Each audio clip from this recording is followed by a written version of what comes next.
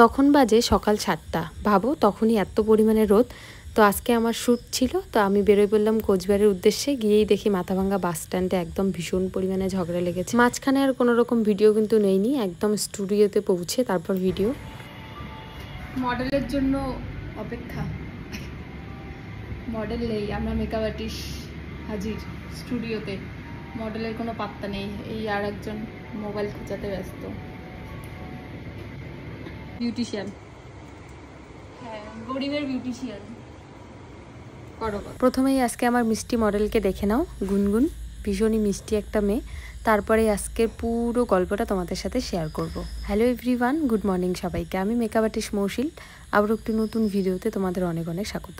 পুরো ভিডিওটা দেখতে থাকো, লাস্ট লুক দেখে জানাবে যে আজকের এই লুকটা তোমাদের কেমন লাগলো।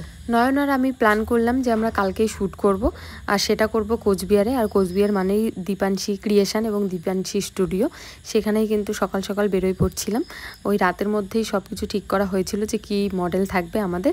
তো নয়ন মিষ্টিকে সাজিয়েছিল আর আমি সাজিয়েছিলাম গুনগুনকে, মানে আজকের আমার মিষ্টি মডেল গুনগুন। তোমরা যদি প্রথম থেকে ভিডিওটা ভালো করে দেখো, প্রত্যেকটা প্রোডাক্ট কিন্তু আমি একদম দেখিয়ে দিয়েছি। আশা করছি তোমরা বুঝতে পারবে ভালো করে। যারা যারা বিগিনার আছো ভিডিওটা দুবার করে দেখবে, ভিডিওটা তোমাদের অনেক হেল্পফুল হবে। তো আজকে মিষ্টির উপরে আমি একদম সফট একটা লুক করার চেষ্টা করেছি। বেস মেকআপটা একদম সফট রাখার চেষ্টা করেছি এবং আই মেকআপটাও অন্যরকম।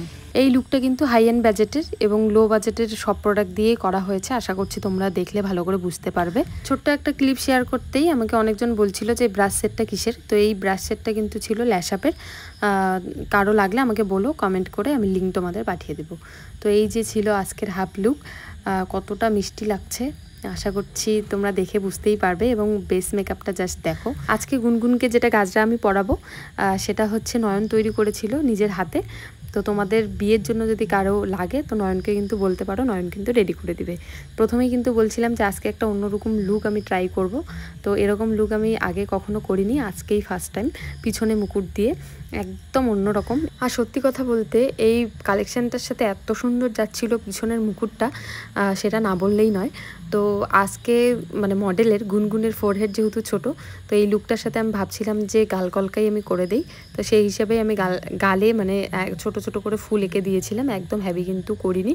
আশা করছি তোমরা দেখলে বুঝতে পারবে। তো হাফ লুক কিন্তু কমপ্লিট, দেখতেই পাচ্ছ কতটা ফ্ললেস লাগছে বেস মেকআপটা। খুব ভালো, পাবেন না দাদা, ভালো না, কষ্ট করে খাবেন আপনার, ঠিক আছে চলে। মাঝখানে আমাদের লাঞ্চটা আমরা সেরে নিলাম, তখনও মডেলদের খাবার এসে পৌঁছায়নি। তো আমরা যেহেতু বিরিয়ানি খাবো আগেই খেয়ে নিয়েছিলাম। তো এটাই ছিল আজকের last look. All over look দেখে জানাও যে তোমাদের কেমন লাগলো আজকের লুকটা। চলো গৌরদার কাছে শুনে নেই। ওকে, মেকআপ কেমন লাগলো বলো আজকের? খুব সুন্দর। ফটোগ্রাফার দাদার কিন্তু লুকটা ভীষণ পছন্দ হয়েছিল, মানে গৌরদার ভীষণ পছন্দ হয়েছিল। গৌরদাকে জিজ্ঞেস করাতে বললো ভীষণ ভালো। আর যেটা না বললেই নয়, গুনগুন এতবার বলেছিল এই লুকটার ব্যাপারে, এতবার প্রশংসা করেছিল যে মৌদি সত্যি সুন্দর হয়েছে। ও হয়তো 100 বার ক্রস করে দিয়েছিল, এতবার বলছিল। তো ভীষণই মিষ্টি একটা মেয়ে, খুব শান্ত করে ছিল।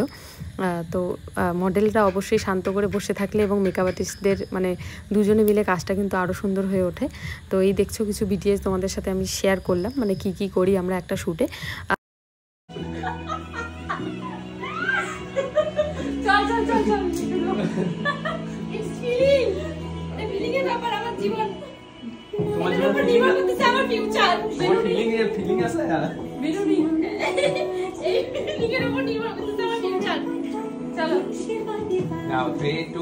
আশা করছি ভিডিওটা দেখে তোমরা বুঝতেই পেরেছো যে কী রকম মজা করে আমরা কাজগুলো করি, ভীষণ মজা করে। এবং যেটা না বললেই নয়, একটা শ্যুট করলে মানে এত সুন্দর একটা শ্যুট নামাতে কিন্তু সবারই ভীষণভাবে পরিশ্রম হয়। আশা করছি ভিডিওগুলো দেখে তোমরা বুঝতেই পারো, ফটোগ্রাফার বলো মেকআপ আর্টিস্ট বলো, তো খুব এফোর্ট দিয়ে আমরা কাজগুলো করি। তোমাদের কেমন লাগলো অবশ্যই কিন্তু জানাবে।